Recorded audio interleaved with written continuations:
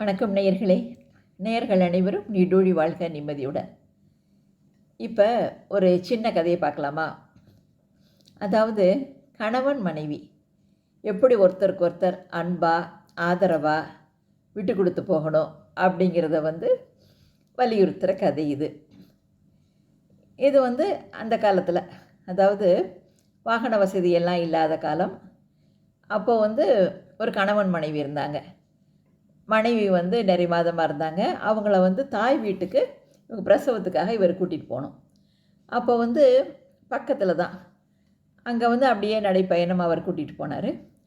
அப்போ போகிறப்ப இந்த அம்மாவுக்கு தண்ணி தாகம் எடுத்தது. அதை இங்கே அங்கே பக்கத்தில் ஆளெல்லாம் யாரும் இல்லாததுனால கணவர்கிட்டையும் சொல்லலை தாகமாக இருக்குன்ட்டு. ஆனால் அவர் புரிஞ்சுக்கிட்டார்.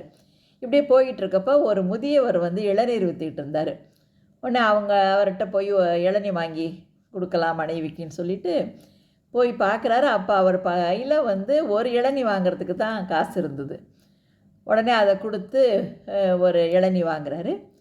வாங்கிட்டு மனைவிட்ட கொடுத்த உடனே மனைவி நீங்கள் குடிங்க, நீங்கள் தான் அப்புறம் வேலையிலேருந்து வந்துட்டு உடனே என்னை கூட்டிகிட்டு வந்துட்டீங்க, ரொம்ப களைப்பாக இருப்பீங்க, நீங்கள் குடிங்கன்ன உடனே இல்லை நீ குடி அப்படின்னாரு.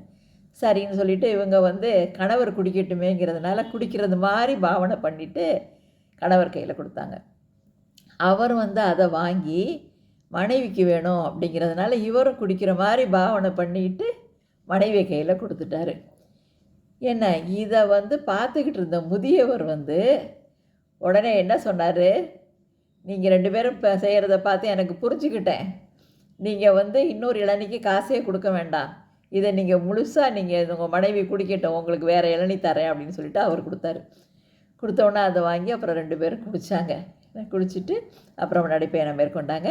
இதுலேருந்து என்ன தெரியுதுன்னா, நம்ம ஒருத்தருக்கு ஒருத்தர் விட்டு கொடுத்து ஒரு அன்பாக பாசமாக இருந்தால் இறை அருளால் இப்போ இவங்க கையில் ஒரு இளநிக்கு தான் காசு இருந்தது, ஆனால் 2 இளநீ கிடச்சிது. அந்த மாதிரி இறை அருளால் எல்லாமே நல்லதாக நடக்கும், நல்லதாக கிடைக்கும்.